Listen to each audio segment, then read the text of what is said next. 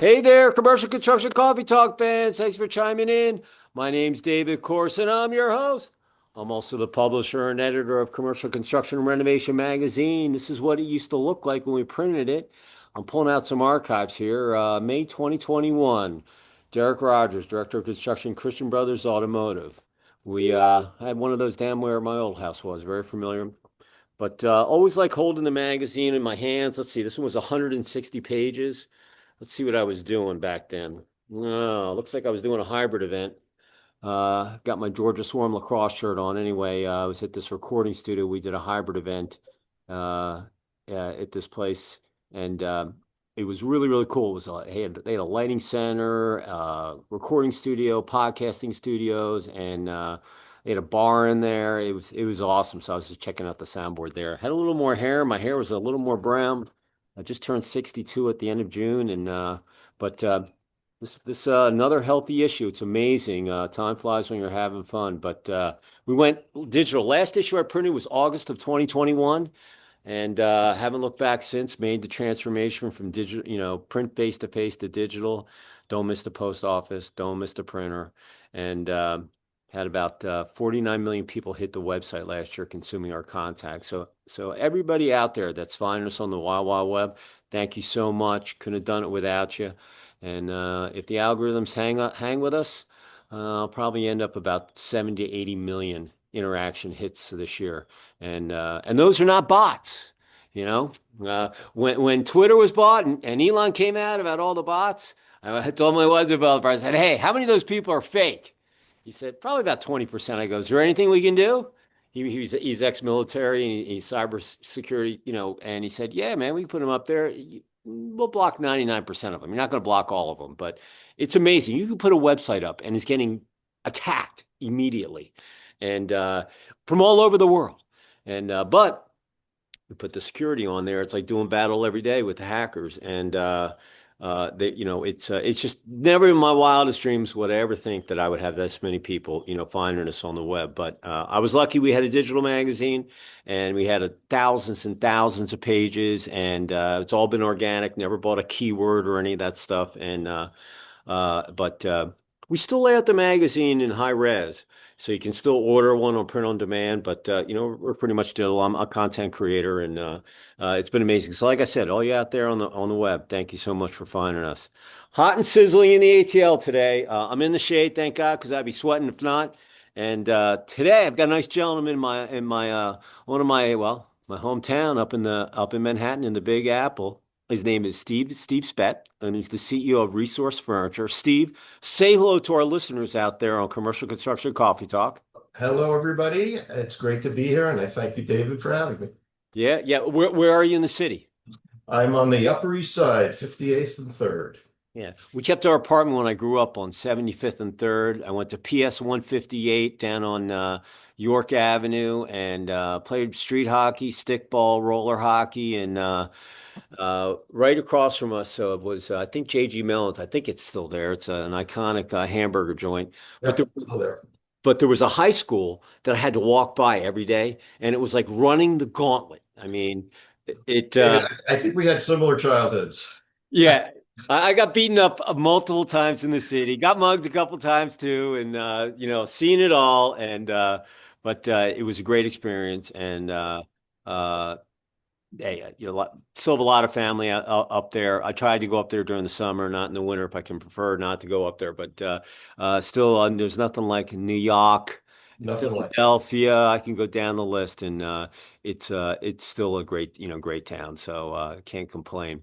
But uh, listen, it's the second half of the year, and the reason why I had Steve off, we just had 4th of July. It was a good time to kind of reassess, your first 6 months, look what you did well, what you didn't, how you're going to go back, through the second half of the year, all the way to December 31st, before you know it, the holidays are going to be here, and we're going to be ringing in 2026.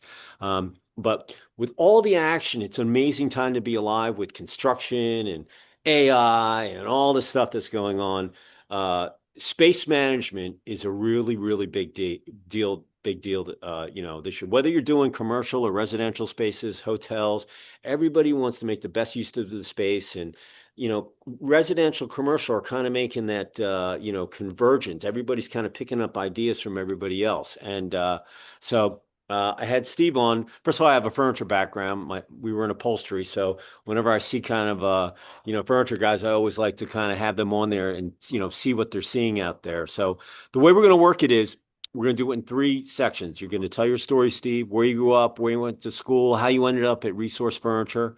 Then we'll talk about lessons learned on about the roller coaster that we've all been on for the past 5 years. Even though we're out of the tunnel, so everybody's got a take on it.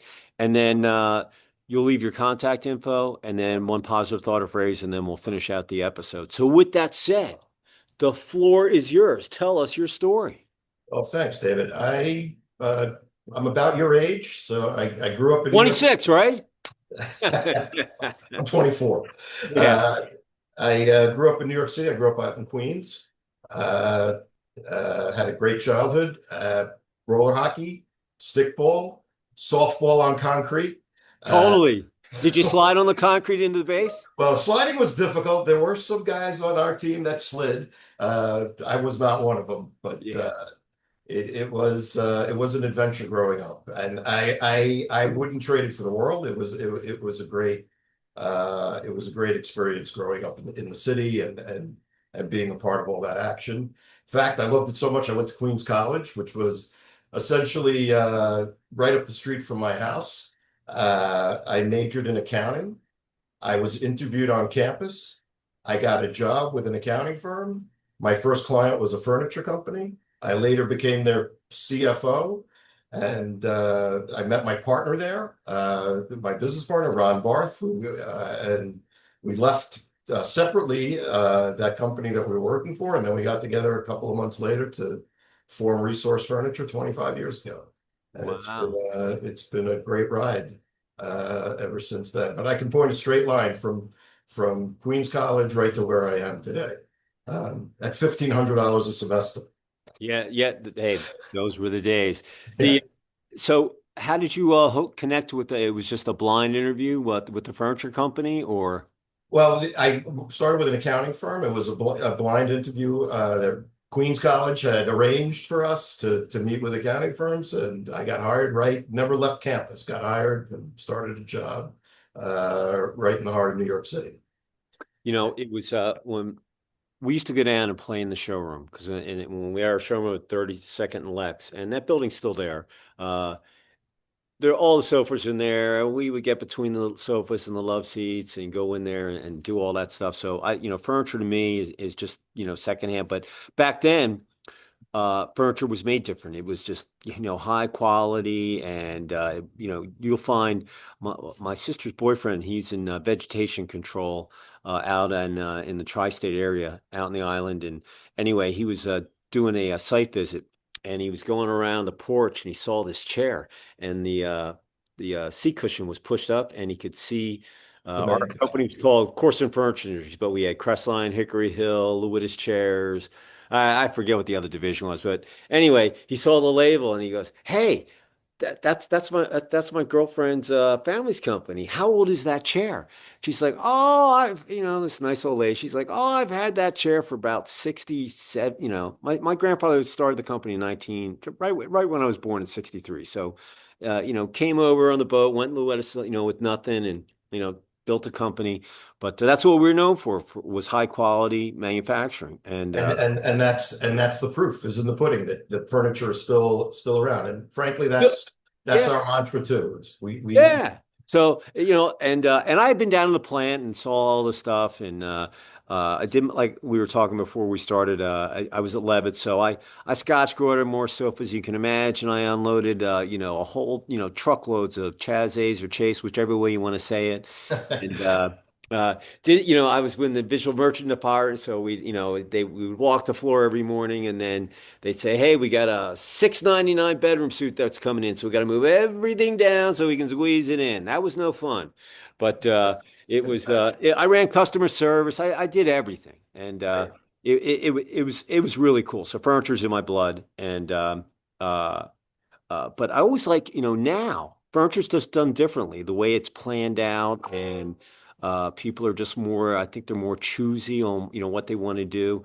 And especially with the web, my wife's on the marketplace. She's looking for stuff. She's got a whole foo-foo room of just design stuff for staging and all this stuff. And there's so much cool stuff. I like new. I like old. I like merging old and new together. And just like in a construction build, if it's a reuse project, oh, it's great to see the modern technology and the modern, but keeping some of the older characteristics. I just think it's a cool way to do it. So, And we feel the same way. We import all of our furniture from Italy, uh, and work with smaller family-owned factories in Italy that we have great relationships for many, many years at this point. And yeah, it's great to see our furniture. I hear from clients, who purchased from us 10, 15, 20 years ago that need to have the furniture moved or reupholstered. And that's about providing a quality product. That the fact that it can be updated for the next generation if necessary. But furniture is an investment and it should be treated like that. And it's not something that should wind up in a landfill 5 years after you buy it. what's your product line consist of? Give us a Well, I summary. would I would say our product line is about 80% space-saving furniture. That's wall beds, Murphy beds, as they used to be called. We call them wall beds. We have dining tables that convert to, coffee tables that convert to dining tables. We have all kinds of seating, space-saving products. Murphy beds that are sofas by day and beds at night, or desks, offices. Anything where you need a room to do two functions, sleeping and something else, working, eating, living, something of that nature. Um, and we about 20% of our business is in very fine upholstery products that we bring in from Europe, other tables, seating, things of that nature. We try and be a one-stop shop for most of our clients. Uh, to kind of pick up anything that they would need for their home. But principally, we're about space saving furniture. I say people come to our showrooms with wall bed head. They have a problem that they need us to solve, and we're usually able to do that. And we have showrooms in New York, we're in LA, Seattle, and San Francisco. So the architects, the interior designers, they're coming in, they're working with these people and say, hey, I know a company that can help you with your line of products here or a portion of it, and that's how they find you, correct? Yes, either architects or designers bring their clients, or sometimes the end users bring their designers. We do a fair amount of advertising. We're out on, we're paying for keywords. We're doing a lot of social media, organic activities also. So depending on who finds us. Thankfully, we have a great loyal group of designers that have been working with us for many years and are happy to bring their clients back to us year after year when appropriate. But we're always meeting new clients, new end users. We're not strictly to the trade, so we're happy to work with anyone. So when you left the original furniture company with your partner, what year was that? I left that company in 2000. 2000. So right before 9/11. So you were Right, we went through 9/11. You're right. So we've been through quite a few upheavals. 9/11 was the first. Uh, we went through 2008, the financial crisis, which that was a bit of an adventure. that was interesting. Yeah. Yeah, I remember thinking that the ATMs weren't going to give me any cash when I went downstairs to get some money. But and then of course we've been through the last 5 years of COVID and other things that are happening. But thankfully, even though I thought each time was the end, it wasn't. We managed to pull through. You got to be a little bit flexible, and you have to be willing to make changes and think on the fly. And you can pretty much get through anything you need to. I left Nielsen in December 17th, 2001, and I was in New York on 9/11, and I had just flown up the night before. I flew into Newark. Normally I fly into LaGuardia, but I flew into Newark, and I told her go through the Holland Tunnel. I'm uptown. I'm going to be she went through the Holland. I'm like, what are you doing? He goes, oh no no. And I was looking at the towers. I was coming for a show at Javits. I was publishing two magazines, and it was a POP show, point of purchase, that I was going in to walk it. Anyway, beautiful day in New York. I mean, Still the nicest day I ever remember. oh, I mean, it was just beautiful. No humidity, blue Oh, sky. it's a gorgeous day. I'm in. We're having breakfast. We're gonna go down and set our booth up, and then we're in this little diner, yeah, having breakfast in the city, and oh, small little plane at the thing, and then ended up going back to the hotel, and they were like, "Look, no one's getting off the island. Don't worry about it." And so we went and had lunch. Went over to try to give some blood. The line was way too long. But the first thing I did, though, it took me about 4 hours. Cell phones weren't the greatest back then, and called my office. I said, "Get me a rental car, and just get me on the list." And so that night, I remember we were in a bar. Uh, there were four of us, and we were and Bush came on, and the whole place went dead silent. I'll remember that the rest of my day. And that night, I'm looking down 8th Avenue towards Times Square, and there was no one around. A couple of merch vehicles. It was eerily quiet. So the next morning, I got up and stood in line. I think that line had to be 2 miles long. I think I got the last car in Manhattan, and drove from Manhattan to Raleigh and then Raleigh to Atlanta. But right before we pulled off for the first half of the trip, there were two gentlemen in a New York cab going south on I-95 in North Carolina, and I'm looking at them, and they were like, "Yeah, we're getting home," And I had I had one of my reps with me. My other rep, he had hitchhiked to Columbus, and then a couple days later, he got a flight back to L.A.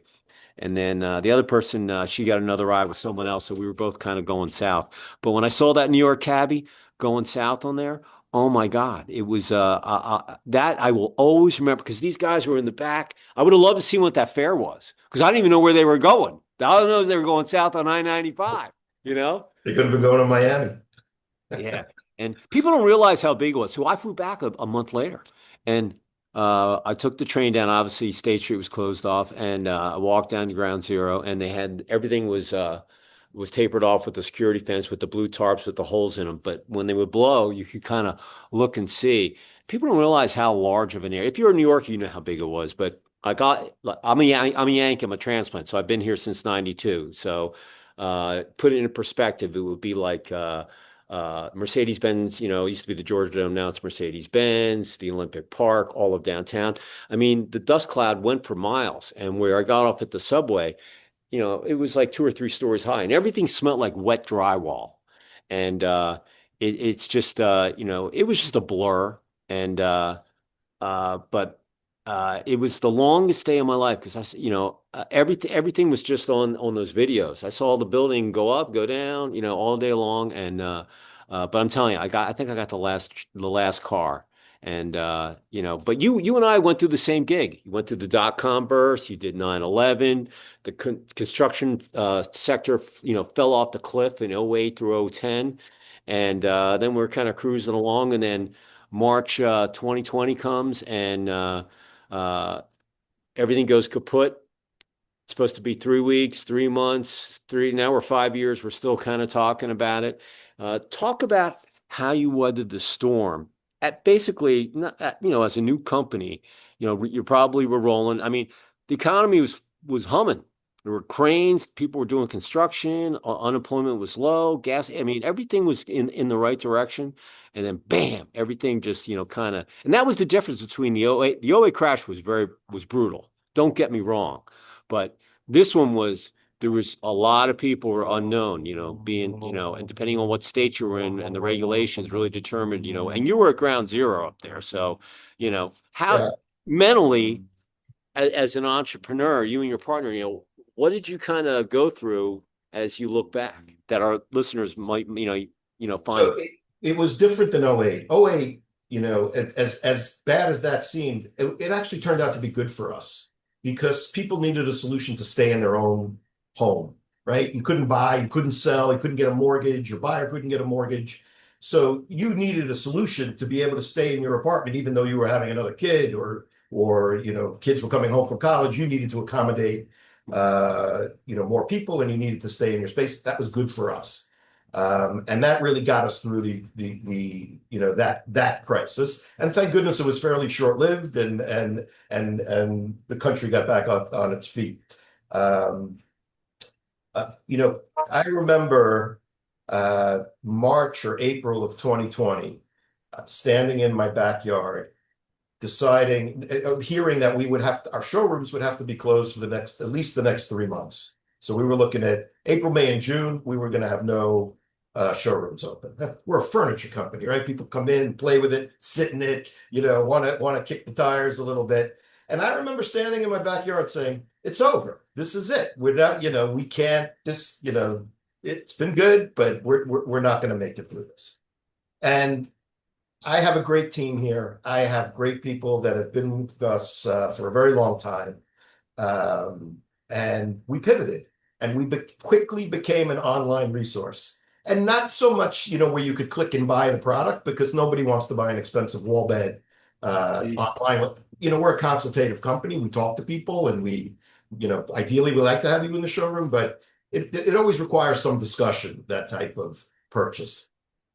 And we did it. We learned what Zoom was, and we got on calls with our clients and got in face to face, and we worked on our website. We had some product in stock that we could sell. Luckily, we had a stock program, and we started selling furniture like hotcakes to the point where 2021 was the best year we ever had.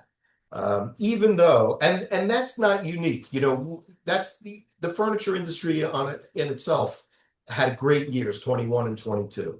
And I can tell you, none of us knew what was going to happen during 2020. But the government helped, no question about that. There was help from the government. Um, that was a huge help to us. And we decided that we were going to stick it out. We had 30, 40 people working for us at the time, and we felt we had a responsibility to try and do our best to stay in business. And it worked out very well. Um, Post 22, after, as we were coming out of COVID, after a lot of people had already spent a lot of money renovating their homes and building their nests because they thought they would be there for a long time. People started traveling again and spending money on other things. And we went through a contraction period along with the rest of the industry. But here we are, on the other end of that, and things seem to be working out well again. The first thing I did was I went out and bought lumber to redo my deck. That was the first thing that I did. Well, we put we bought our land and then we put our house on the market and the basement was done. Everybody has a basement, George. It's just reality.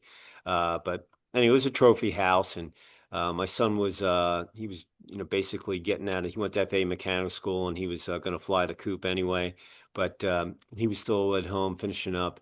And I said, "Hey, we're going down. We're gonna go redo the deck, you and me." So we redid our deck, and if I didn't buy that lumber in March, it would have been like 8 times as much money in less than a Right. month. I just, Yes. going back, and so we redid our basement during that time. So I went through the price gouging. Even those little gang boxes for they should be like 75 cents. They were $1.50, 100% Right. mark. Electrical wire. I think Plywood.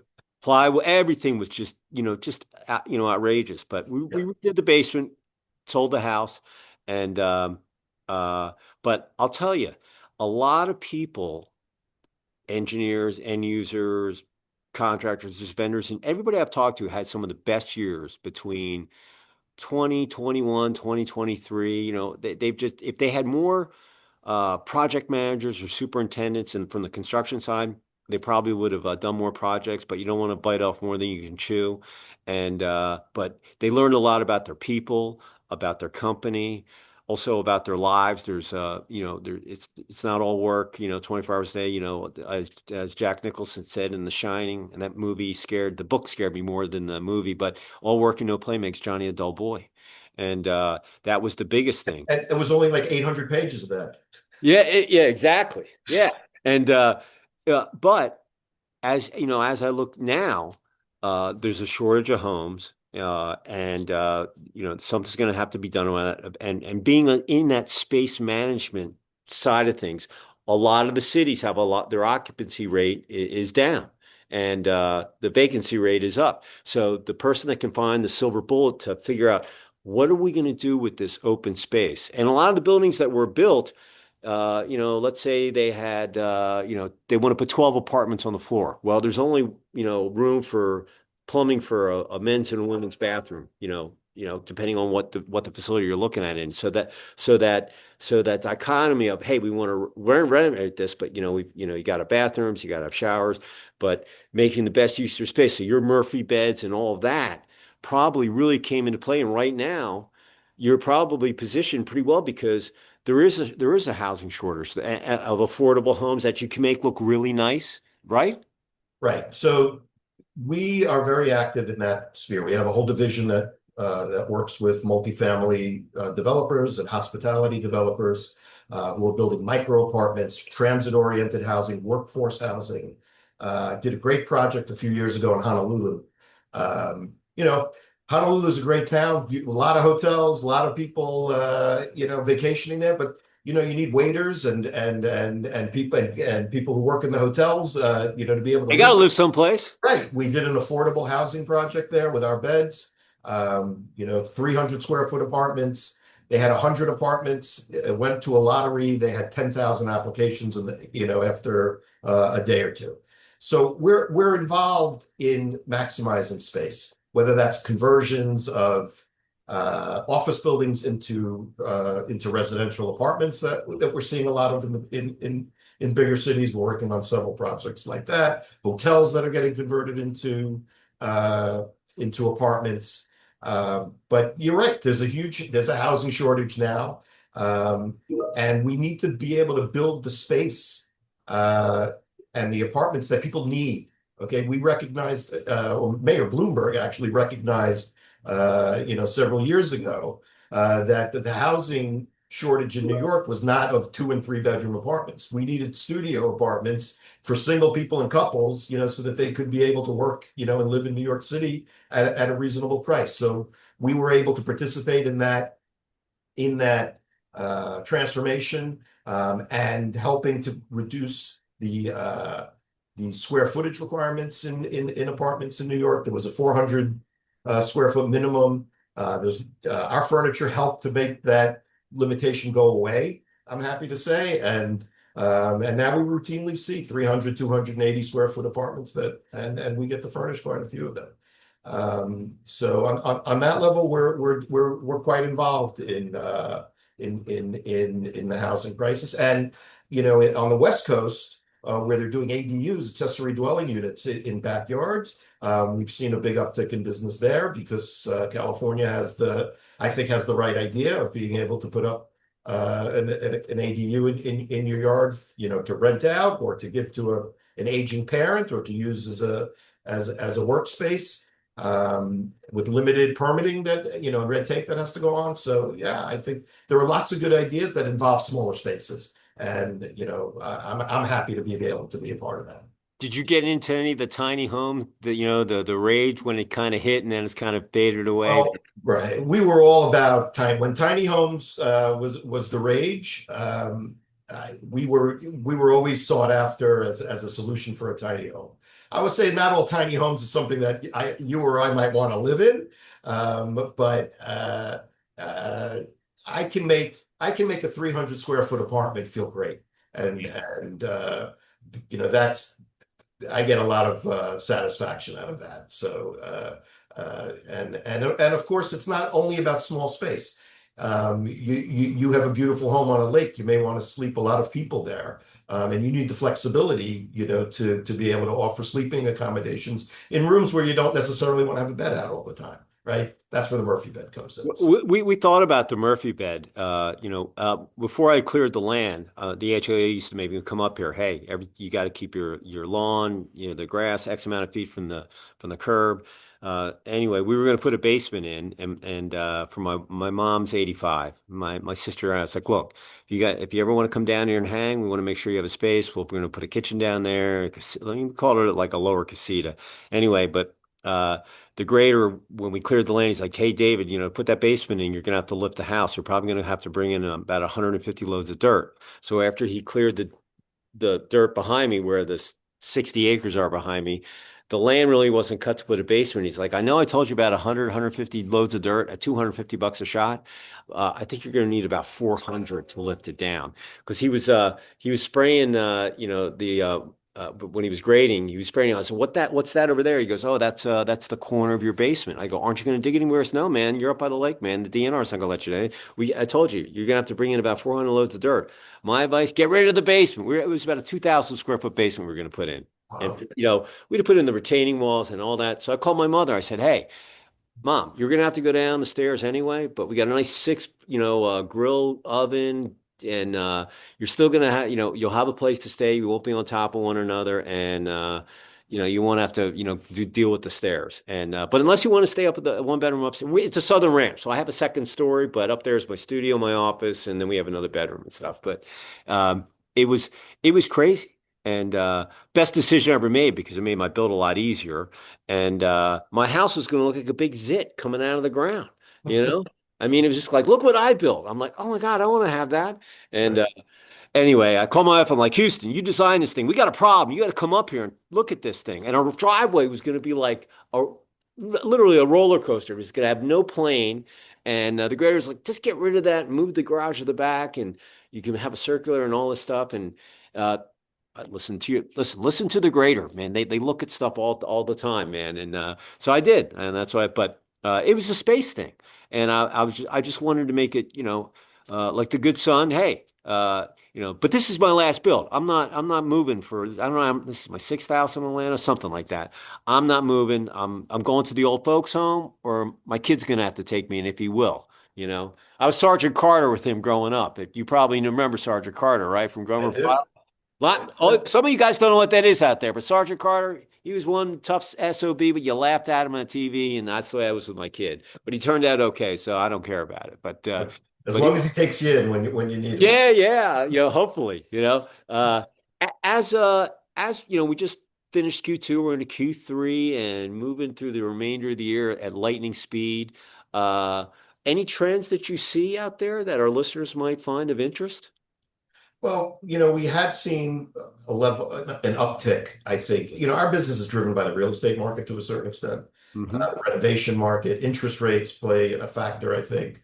Um, so what we'd like to see for the last quarter is maybe a little click down in interest rates, which would get the housing market moving again. A big part of our business are empty nesters that are leaving the house in Scarsdale or Huntington, and maybe either moving to a pied a terre or buying a pied a terre or just trying to live smaller and less space, but still want to sleep the kids when they come.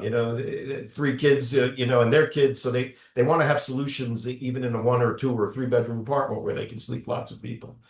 But it's a hard sell now for some of them where, they're paying a 3% interest rate currently. And if they're going to buy something, they're going to be up at, 6 or 7%. So I think if we close that delta a little bit between what they're paying and what would have to pay, I think that would get the market moving a little better for us. Um, but overall, things feel better than they have in a while. I feel we're on steadier footing in the industry. I think we'd have to do some navigating with tariffs. That's going to be a big part of our business going forward. But we're still filling a need. People have a need for our furniture. Um, it In the end, it can save a lot of money. One of my best stories is that when my partner and I first started selling this furniture, he would do sales. I pretty much did everything else. The buying, the ordering, the scheduling, the deliveries. And I looked at this order that he had written for this gentleman that was in our showroom, and he had miscalculated the furniture by $10,000 or something. And I said, "Don't rot. This order is wrong. You need to tell him that you undercalculated this by $10,000." He's like, "Oh no." And I'll never forget what this guy said to him. He goes, "I don't care. You just saved me $1 million." Why? Because he didn't have to buy the three-bedroom apartment, and he could stay in a two-bedroom apartment. So but for both of us, that kind of like gelled the entire mission of the business was we could save people money if they saw the value in our furniture. Hey, when I grew up at 75th and 3rd, we were in that building forever. We had a two-bedroom apartment. My sister and I lived in one bedroom, and my parents had the other bedroom. Then we had a three-bedroom, which was pretty decent size. And then the building went co-op, and we got a one-bedroom, so we owned it. And but we had a sofa bed that would pull out in the living room, and then the bedroom. And I remember when we bought that, my mother's like, "We should think about getting the pull out bed. What do they call those things? It's a Murphy bed, Mom." And anyway, she didn't go for it, but I'm sure a lot of people did. And like I said, we looked at doing the one room. We weren't sure what we were going to do with that room. I'm like, why do you want to put a bed in here? We put barn doors everywhere, so we didn't have doors in the room and stuff. Why don't we just put the Murphy bed in here? And uh, anyway, we weren't, it was a little bigger bedroom, but it wasn't a master. It was kind of in between. Plus, it was going to it had a big closet and then going into the walk-in attic. And um, uh, in hindsight, I probably should have put that Murphy, bed in there. But I'll probably put it in down the road and I someone hear else. that a lot. Oh yeah, no, I mean, believe me, this is our first ground up build that we did. So I learned a lot about well, we had a lot of the subs already, for her interior stuff that she did, but I still had to get a grader. I needed a concrete guy. I needed a framer. I needed a roof. I had to buy windows, all that front end, big nut stuff. But once the house was dry, her team came in and it was all downhill from there. We didn't have to babysit them. She knew what we would take, we would flip a coin. Who's going up in the morning and then who's going to go up there at the afternoon to see what the heck, was going on. And, but technology was great. Hey, FaceTime me. I want to see what's going on up there. Or you put the security camera on there so you can see what the heck's going on. And but yeah, the Murphy bed. We had that discussion. And uh, but did you ever go down to the furniture show down in Hickory? During your At year? High Point, Oh yeah, or Dallas or sure, I visited High Point several times.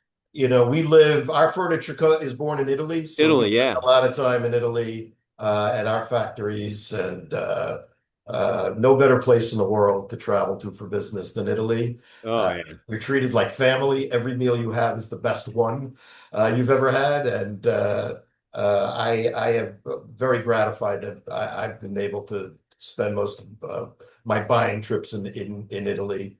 Um, but having said that, High Point is an interesting place, and there's a place, for that also, and there's a lot of quality product coming out of there also. Yeah. When I was doing the furniture gig, when the Dallas show, the Mart was down there, right across from the Anatole, at the World Trade Center down there, and they would send me down early, and I'd unload all the furniture, get the showroom done, and then all the sales guys would come in. They would do market week, and then I would fly back down and then empty it. Then all the samples would be bought, so we didn't have to ship them back. So I would deal with the customers that would come in but oh my God, it was so hot in Dallas, man. Getting in some of those trucks, it was brutally hot. I mean, and but they were great days. I just like I said, I come from furniture family, so I appreciate anybody that can talk about it. And I think that space is the biggest issue these days, making the best amount of space and use of it, because everybody's kind of got that different look. But right now, if the interest rates came down, the economy would explode, in my opinion. And hopefully the Fed will see the light. Plus, it would save a lot of money on the debt that supposedly is there, and it would save everybody some money. So I'm hoping that they'll do something sooner rather than later, and Yeah. uh, and I'm right there with you. If someone was out there on commercial construction coffee talk land and they were thinking about a Murphy bed, or maybe, just, kind of redoing it and maybe looking for a new look, or, kind of condensing things, but you want to have that big feel, how would someone reach out to you? Simple, Steve at resourcefurniture.com. Our website is resourcefurniture.com, packed full of all the information you need. Just email me at steve@resourcefurniture.com, and I promise I'll get back to you as fast as possible. So when I edit the video, I'll put that on there. I'll put it in the description. So if you're out there Yes. and you're doing a residential project or your empty nester gig, maybe you're in multifamily or hospitality, and you're having those space issues. Maybe you bought a facility that the rooms aren't that big. You don't want to, being just cramped in a room is just not. But if it feels big, but it's not, you did your job. And when they leave, they're going, "Hey, this was really cool, man." Even though it wasn't that big, but had everything I needed. Had a bathroom, had a bed, had a TV. It was just nice. It was nicely spaced. The designer knew what he was doing, and you can't buy that kind of testimonial. But I'm sure that they're out there. And if you're thinking about space issues in your new or renovation, reach out to Steve. He's been around, a while and gone through all the dips and valleys that we've all been in. He's still standing today. So congratulations, because we both basically started at the same time, when Dots the dog was going and then the bubble burst. So uh, if anybody wants to reach me, I'm at David C. at CCR-mag.com. Steve got on here. Guess what? His publicist sent me a press release. And I just kind of looked at it. I'm from a furniture family. I was like, oh, I'm going to have this person on. And my whole thinking was, ooh, Murphy beds and so forth. And everything's, space management these days, especially, trying to get all these empty buildings, revamped, for use again. And it's always good to talk to someone that not only has been a furniture guy since day one after you got out of school with your CPA degree, but actually you created your own company, and who knew in 2000 what was going to come down the pike. So you're still standing today, and congratulations, because I know I had a lot, I had just had my summit in January, and the coyotes are going crazy. They caught something back there, so I'm sorry. Can you hear them? Can't hear him. No. They're just I'd raging. love to hear him, but I can't. Oh no, they normally don't do it during the day, but at night it's they just caught something, and they're having Are the your dogs in the house? yeah, they're in the house. But no, I can hear them. But yeah, but getting back to, listen, it's like playing the lottery. If you don't buy a ticket, you can't win. So if you don't send me something, I can't look at it. That's how Steve got in here to tell his story. So send me something. It could be an anniversary. It could be a new product launch. It could be a charity golf tournament you're doing. We look at everything. And our turnaround time's about, 24, 72 hours. So pretty much get in a day or two. It's all Google indexed, mapped, keyed, tagged. We say in the URL, you can share it. It's good for your SEO, which is search engine optimization. That's how people find you on Google out there on the wild, wild web. There's 8 billion people out there to talk to. And very tough to get in the magazine, but we got all these other platforms, and that's all we do is post content, daily. So don't judge a book by its cover, and send it to me, and we'll take care of it. And listen, I answer all my emails, and I send them to. I have two nice ladies up in Chicago that post for me all day, and we'll take care of it. So as we finish up, if there was one positive thought or phrase that you'd like to leave with our listeners out there, what would it be as we go into the second half of 2025 and the dog days of summer? Well, this has been used before, I think, but I tell it to my kids, I tell it to the people that work for me, and you really have to take it to heart to understand it. And we have the benefit of age and distance to look back on, but don't sweat the small stuff. Life is too short to worry about small things. Keep your eye on the ball, work hard, do the right thing. Things will always work out for you. I am totally with you there. Don't look back. You're only going to see a scoreboard, and if you're looking back just to see what the score was, it's okay. You're either going to win or you learn. You never lose. It's That's always, right. keep your blinders on, keep moving forward. There's nothing back there except the scoreboard. So, uh, Exactly. yeah, very, very wise man, and your kids, hopefully they can take that to heart. I And, hope they do. yeah, From someone who sweated all the small stuff. yeah, yeah. Hey, listen, when you look back 20 years later, you're like, why did I get mad at that whole situation? It was, Right. You don't even remember it. Why yeah. was I so mad? I don't know. I'm right there with you. So, a couple things as we finish up. Number one, if you're out there on a construction site, we want you to be safe. We want you to get home, be able to have dinner with your spouse, your husband, your wife, your kids, your pets, laugh a little, watch a little tube, get some REM sleep, have a positive thought before you go. You'll be amazed at how much better you get up the next day, and be able to go out to the construction site and get it done. Number two, This is the athlete in me. You got to stay liquefied. You got to drink water if you're out there, especially in the heat. Even in the winter, you don't think that you can't get dehydrated, but when you get dehydrated, you make mistakes. You make the lousy pass. You don't score. You don't score an empty netter. Out on the construction site, you get stitches. Just things happen when you don't stay hydrated. So, hey, drink water. That's my fill. I say water. Put the electrolytes in your bottle. Not only will you feel better, but you'll sleep better that night. Trust me on this. And sleep, you got to get 6 to 8 hours every night, and you'll be amazed at how much better you'll perform the following day. Your body is like it's like a thoroughbred. It'll perform for you every day. All you have to do is just give it a little rest and the right nutrients, and it'll kick tail for you. And this is going to help. So if you're out there on that construction site, please stay liquefied. Last but not least, hit the like button so everybody can find this episode out on YouTube and hear Steve's story. And listen, it brings back memories of you and I are we're about the same age, and we both kind of went through that whole thing. We're both New Yorkers, and You should I'm get telling you, together for a stickball match. I was just gonna say I had the for those of you who don't know what stickball is, okay, it's a ball and a stick. And we used to play it in the street. We'd be hitting balls off buildings, and you go to this car that was first base or whatever. I mean, there were very few baseball fields. So Steve, we're playing softball in the park on the concrete. Hey, sometimes you had to slide in the base if you were going to get there. But stickball, oh my God, that was like I have the best memories of playing stickball in Manhattan. I mean, Yeah, the sewer was second base. yeah. Who's going to go down there and get that ball? Right? My father used to complain that we'd hit the balls up on the roof and it got in the gutters, and he'd have to go up there and get all the balls out of the gutters for yeah. Oh man, stickball, man. Woo, that's really nice. Next podcast we'll tell everybody about stoop ball. Yeah. Did you play that? Yeah.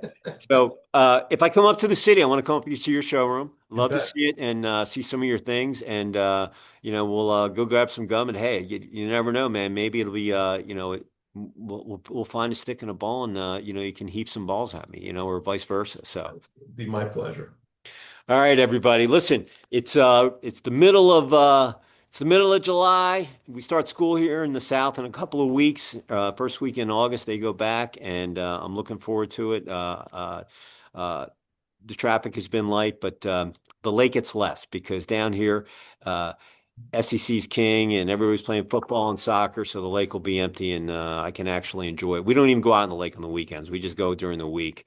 But I'm looking forward. It's beautiful down here in Indian summer, and about November we'll winterize the boat and take off a couple of months. But listen, have a great rest of the summer. Stay cool.